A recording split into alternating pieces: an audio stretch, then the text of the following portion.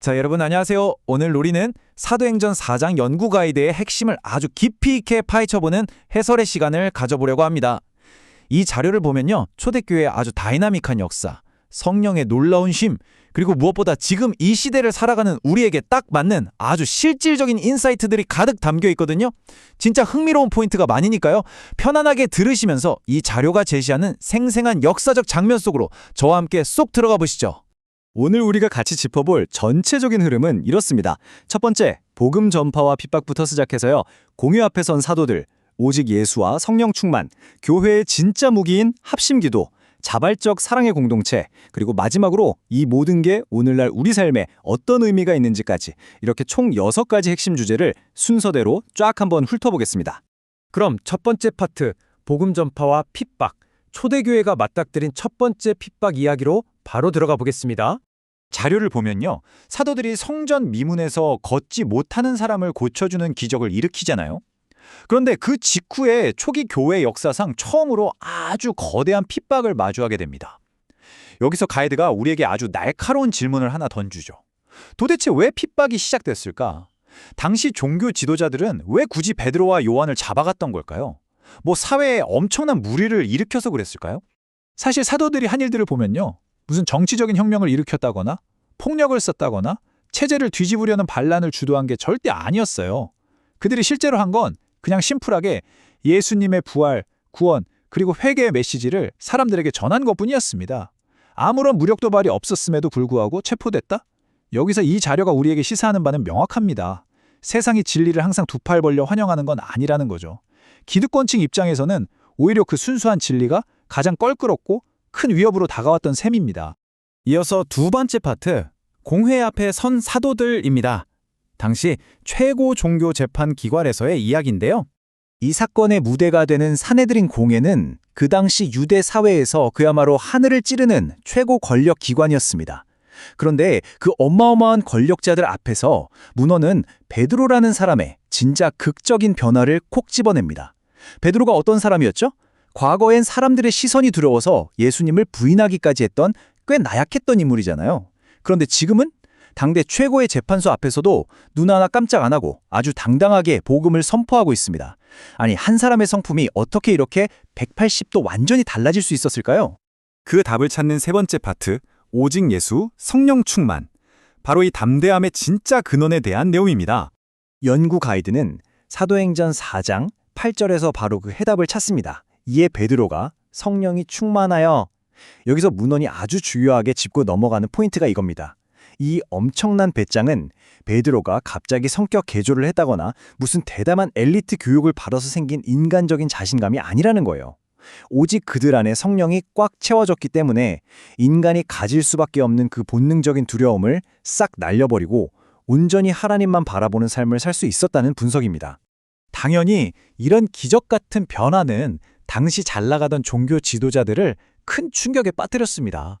그들 눈에 사도들은 가방끈이 긴 것도 아니고 사회를 뒤흔들 만한 지위가 있는 것도 아닌 진짜 평범하고 배운 것 없는 사람들이었거든요. 그런데 지도자들도 곧 아주 중요한 사실 하나를 깨닫게 됩니다. 아, 이 사람들이 다름 아닌 예수와 함께 있던 사람들이구나 하고요. 결국 인간의 참된 능력은 화려한 스펙이나 학벌에서 나오는 게 아니라 바로 예수님과 동행하는 삶 그 자체에서 뿜어져 나온다는 걸 아주 강력하게 증명하는 대목이죠. 그러면서 이 자료는 초대교회의 메시지가 얼마나 타협 없이 단호했는지를 사도행전 4장 12절을 통해 쾅 못 박습니다. 다른 이로서는 구원을 받을 수 없나니. 이 초대교회 사람들은요, 자신들의 구원 근거를 무슨 고상한 철학이나 인간의 대단한 공로나 복잡한 종교 의식에 두지 않았어요. 오직 예수 그리스도 딱 한 분에게만 두었다는 사실을 아주 뚝심 있게 선포하는 겁니다. 자, 네 번째 파트입니다. 교회의 무기, 합심 기도. 핍박 속에서 이들은 어떻게 대처했을까요? 살벌한 위협을 받다가 드디어 풀려난 사도들이 자기들 공동체로 딱 돌아왔을 때 텍스트가 짚어주는 아주 기가 막힌 디테일이 하나 있습니다. 보통 우리 같으면 아유 다행이다 하나님 이 핍박 좀 빨리 끝나게 해주세요. 우리 좀 안전하게 지켜주세요. 이랬을 것 같잖아요. 그런데 이 사람들은 자기들의 안위를 구하지 않았습니다. 생명에 왔다 갔다 하는 상황인데도 하나님의 말씀을 더 담대하게 전하게 해주세요 라고 기도했어요. 교회의 시선과 목표가 당장의 편안한 환경이 아니라 자신들에게 주어진 사명 그 자체에 딱 꽂혀 있었다는 걸 보여주는 진짜 소름 돋는 장면입니다. 이렇게 마음을 모아 간절히 기도했을 때 어떤 일이 벌어졌을까요? 그 결과는 아주 즉각적이었습니다. 문헌에 따르면 기도를 마치자 모인 곳이 막 진동을 하고 무리가 다 성령으로 충만해져서 정말 그들이 원했던 그대로 담대하게 말씀을 전하게 됩니다. 여기서 이 분석이 우리에게 던지는 레슨은 너무나 확실하죠. 교회가 진짜 힘을 발휘하고 돌파구를 찾는 건 푹신하고 안락한 환경을 조성하는 데 있는 게 아니라 바로 성령의 임재와 하나된 기도에 있다는 겁니다. 이제 5번째 파트, 자발적 사랑의 공동체, 초기 교회 내부 역학 관계를 들여다보겠습니다. 연구 가이드는 바깥의 핍박에서 시선을 싹 돌려서 교회 안의 분위기를 살펴봅니다. 이들은 자기 물질을 진짜 아낌없이 나누고 서로를 깊이 사랑하며 각 사람의 부족한 걸 채워주는 완벽히 한마음이 된 공동체였어요. 여기서 원문 자료가 아주 확실히 선을 긋는 게 있는데요. 이게 무슨 외부의 압력이나 억지로 재산을 뺏는 공산주의 시스템 같은 게 절대 아니었다는 겁니다. 오로지 서로를 향한 사랑의 뿌리를 둔 100% 자발적 헌신이었다는 거죠.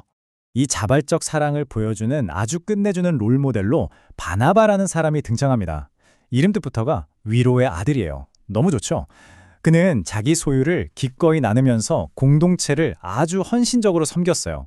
문헌에서는 바나바의 이런 섬김이 그냥 그 시대, 그 장소에서 끝난 게 아니라 나중에 사도 바울이 그 엄청난 선교 여정을 해나갈 때 결정적인 도움을 주는 역할로 이어졌다고 콕 집어 강조합니다.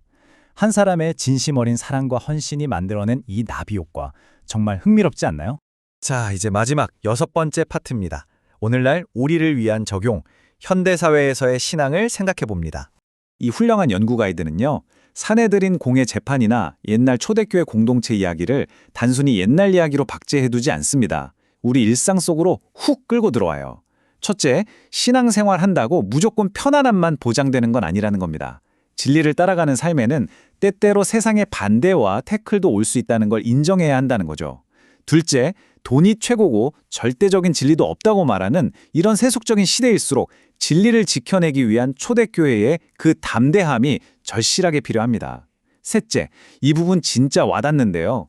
점점 더 얕게 연결되고 고립되기 쉬운 이 현대의 AI 시대에 서로의 진짜 필요를 채워주는 찐 공동체의 사랑이야말로 우리를 살리는 가장 강력한 해독제라는 사실입니다. 자, 오늘 해설을 슬슬 마무리하면서 원문 자료가 마지막으로 던지는 아주 묵직한 2가지 묵상 질문을 여러분 스스로에게 한번 던져보셨으면 좋겠습니다. 여러분은 사람들의 시선보다 하나님을 더 두려워하고 계신가요? 그리고 점점 단절되어가는 이 세상 속에서 여러분은 진짜 마음을 나눌 수 있는 참된 공동체를 가꾸어가고 계십니까? 나의 일상 속에 예수님과 동행한 흔적이 묻어나고 있는지, 또 오늘 살펴본 사도들처럼 각자의 자리에서 당당하게 진리를 살아내고 있는지 한번 곰곰이 성찰해보는 의미 있는 시간이 되셨기를 바라면서요. 오늘 해설은 여기서 마치겠습니다. 끝까지 함께해 주셔서 정말 감사합니다.